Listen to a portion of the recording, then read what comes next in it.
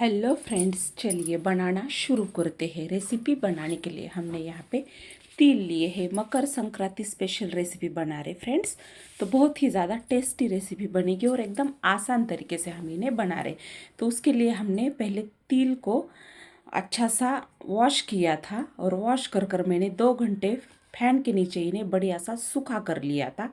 तो ये वजन में देखा जाए तो 200 ग्राम तिल है और कप से नाप लिया तो इसे 1 कप और पौना कप से भी थोड़ा सा ज़्यादा यानी कि 2-3 चम्मच कम इतने ये तिल है। तो ये मैं बता रही हूँ कि आपको भी अंदाज़ा लग सके, इसलिए चाहे तो आप ये सारा माप जो है कटोरी से भी ले सकते हो, चाहे तो 200 ग्राम तिल ऐसे ही ले सकते हो।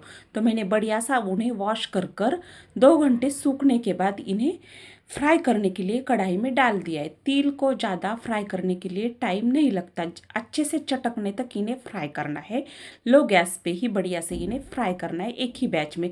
बहुत बढ़िया से तिल हमारे फ्राई होकर हो चुके हैं। अब हम इन्हें साइड निकाल रहे हैं। बाद में आगे की प्रोसेस के लिए हमने यहाँ पे 50 ग्राम जितने मूंगफली दाने लिए। मूंगफली को भी बढ़िया सा यहाँ पे भूनना है।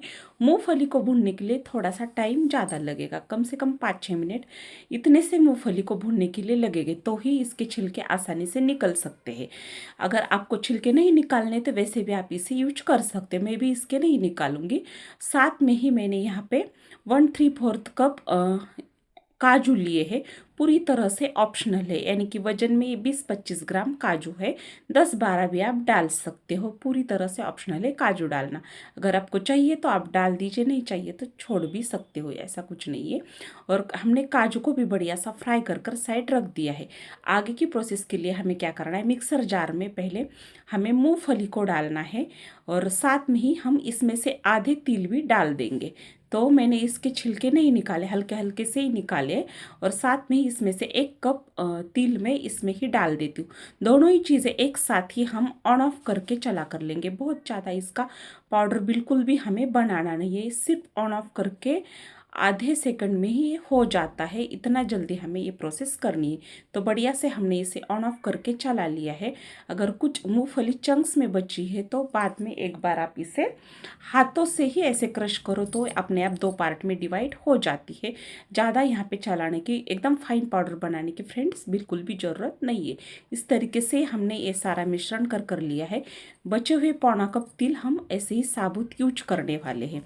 तो मैंने आपको ये पास से भी दिखाया है। आगे की प्रोसेस के लिए हमें फिर से वही कढ़ाई रखनी है। कढ़ाई में हमें क्या करना है, यहाँ पे पूरे 2 कप यानी कि वजन में देखा जाए तो 200 ग्राम गुड़ का हम यहाँ पे यूज करेंगे।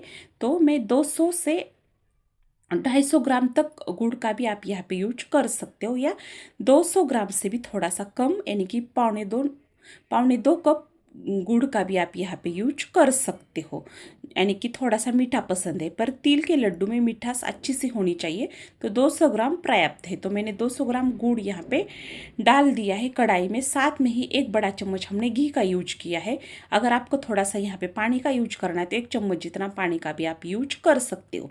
यहाँ पे पाक वगैरह बिल्कुल भी बनाना नहीं है। हल्की सी झाँक आए यानी कि बबल्स आए, एक उबाल आने के बाद हमने ये मिश्रण डाल दिया है। इस तरीके से हमें ये एकदम आसान तरीके से लड्डू बनाने, जो हमने पीस कर रखा था वो मिश्रण भी डाला है, साबुत तिल भी डाले हैं और मैंने काजू को भी कट कर लिया था, वो भी इस स्टेज पे डाले। यहाँ पे इसी स्टेज पे ही इलायची पाउडर भी फ्रेंड्स डालना ज़रूरी है, तो मिक्स हो जाता है पर मैं यहाँ पे भूल गई तो आगे मैंने उसका यूज किया है। अब क्या करना है, एकदम लो फ्लेम पे ही इसे बढ़िया सा चला कर लेना है। आधा मिनट तक ही हमें इसे चलाना है। यहाँ पे कुछ भी ज़्यादा इसे चलाने की ज़रूरत नहीं है। तो हम इसे लो फ्लेम पे ही थोड़ा सा चला कर लेते हैं, मिक्स कर लेते हैं। यहीं पे ही हमें पूरा मिश्रण बढ़िया से मिक्स कर लेना है और जल्दी से हमें इसे ट्रांसफ़र करना है दूसरे बर्तन में। अगर आपको ट्रांसफ़र नहीं करना है तो ऐसे ही आप इसमें ठंडा कर लड्डू बना सकते हो, पर मैं थोड़ा सा यहाँ पे ट्रांसफ़र कर रही हूँ ताकि थोड़ा हल्का ये ठंडा हो जाए, इसीलिए। अब इस स्टेज पे यहाँ पे थोड़ा सा इलायची पाउडर मैं डाल देती हूँ, क्योंकि मैं वहाँ पे चाशनी में यानी कि जो गुड़ मेल्ट किया था वहाँ पे डालना भूल गई, इसीलिए मैंने यहाँ पे 5 से 6 फ्रेश इलायची को थोड़ा सा चीनी के साथ पीस कर डाला है। आप भी ऐसे डालो या इलायची पाउडर जो बाजार का आता है वो डालो, जैसे आपकी इच्छा, पर फ्रेश इलायची डालने से इसका स्वाद बहुत ही बढ़िया आता है फ्रेंड्स। हो सके तो फ्रेश इलायची कूट कर ही डाल लीजिएगा। अब हमने हल्का सा इसे ठंडा कर लिया है। इसे हम जब तक ये गर्म है तब तक ही इसके लड्डू बांधने पड़ते हैं, तो ही ये बढ़िया से बन जाते हैं। शेप कुछ मैटर नहीं करता, बढ़िया से पहले बना लो, बाद में एक बार उसे आप ठंडे होने के बाद भी थोड़ा हल्के हाथों से और एक बार लड्डू का शेप दोगे तो अपने आप वो राउंड शेप में बन जाएंगे। पर अगर आपको थोड़ा सा एक्सपीरियंस है तो इसी स्टेज पे हम जितना चाहे आप मतलब जिस शेप में बनाना है हम इन्हें बना सकते हैं। तो मुझे थोड़े से छोटे छोटे ये लड्डू बनाने, तो मैंने एक लड्डू आपको बना कर भी दिखाया। जब तक गर्म मिश्रण है तब तक ही ये बढ़िया से बन जाते।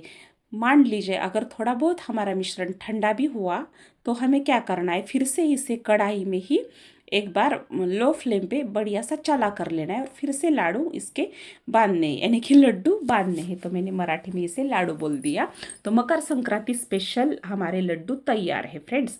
तिळगुळ घ्या गोड गोड बोला, हमारे यहाँ ऐसे ही बोलते हैं, तिळगुळ घ्या गोड गोड बोला। तो फ्रेंड्स मैंने ये सारे लड्डू बना लिए हैं, गरम मिश्रण है तब तक ही। तो मैं आपको एक लड्डू तोड़ कर भी दिखाती हूँ। एकदम मुलायम हमारा लड्डू बनकर फ्रेंड्स तैयार है। सारे ही लड्डू मैंने बना लिए हैं, मुझे यहाँ पे दोबारा मिश्रण को गर्म करने की ज़रूरत नहीं पड़ी। इस तरीके से आप भी एकदम आसान तरीके से बनाइए। यहाँ पे ना ही चाशनी बनाने का झंझट है ना कुछ, एकदम आसान तरीके की रेसिपी है फ्रेंड्स। मुँह में जाते ही घुल जाने वाले लड्डू हमारे तैयार है। ये लड्डू 1 मंथ क्या 2 से 3 मंथ भी ऐसे ही रूम टेम्परेचर पर रहते हैं हम इन्हें इसी तरीके से बनाएंगे। तो फ्रेंड्स अगर आपको आज की रेसिपी अच्छी लग रही है मकर संक्रांति स्पेशल लड्डू की, तो आपको लाइक तो करना ही करना है, साथ में हमारे चैनल को सब्सक्राइब भी करना है। अगर कोई सजेशन है वो भी आप कमेंट में ज़रूर से लिख सकते हो फ्रेंड्स। मैंने आपको तोड़ कर भी दिखाया था, ये लड्डू बहुत ही ज़्यादा टेस्टी बने थे। ये बिना पाक के हमने यानी कि बिना चाशनी के हमने ये लड्डू बनाए थे मकर संक्रांति स्पेशल।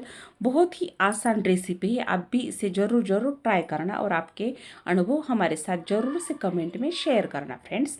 अगर आज की रेसिपी अच्छी लग रही है तो जल्दी से लाइक और सब्सक्राइब। सभी को मकर संक्रांति की ढेर सारी शुभकामनाएं।